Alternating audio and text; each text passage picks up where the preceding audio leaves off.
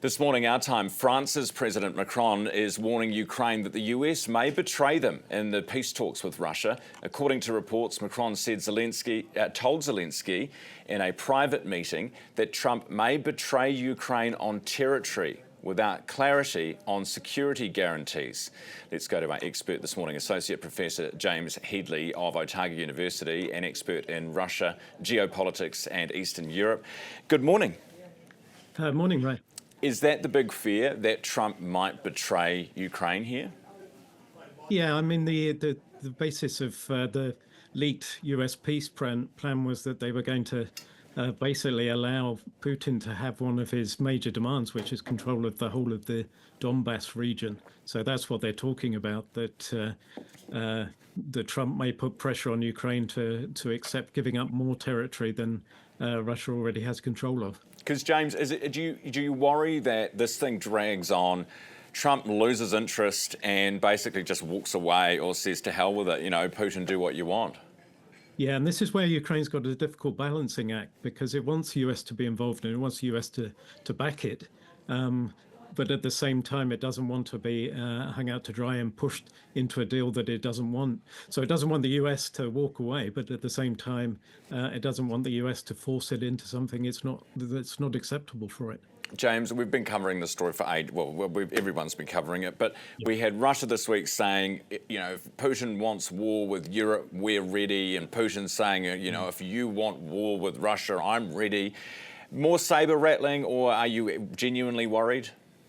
I mean, in the bigger context, the decline in relations between particularly the EU and Russia is concerning.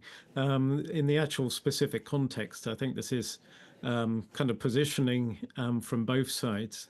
What Russia's engaged in is what we used to call in the Cold War wedge driving, trying to drive a wedge between Europe and the US. But at that time, it was about trying to get Europe on side away from the US.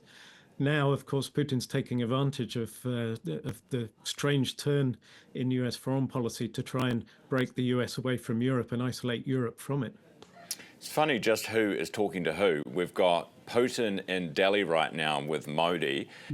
China obviously not doing much to stop this. Well, I mean, could be doing a lot more to stop it, right? These two powers should be key in bringing an end to the war, but clearly they're not.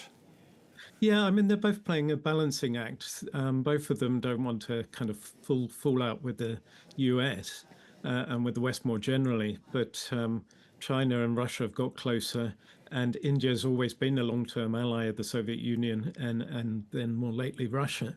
So India, of course, has been under a lot of pressure from the US to stop buying oil from Russia, and has actually been the victim of had sanctions imposed on it, really kind of high tariffs in order to prevent that. But for both of them, it's about trying to sort of play both sides to kind of keep Russia on side, to be seen as kind of part of this multipolar world where they're strong actors and they're supporting Russia as a strong actor against the West. But you're right that they've also got concerns about this war in their own right, that they don't necessarily support this seizing of territory and breaking up territorial integrity and threatening of sovereignty. But I think neither of them really have much leverage on Russia directly. Hey, appreciate your time this morning and your analysis. Otago University Professor James Headley.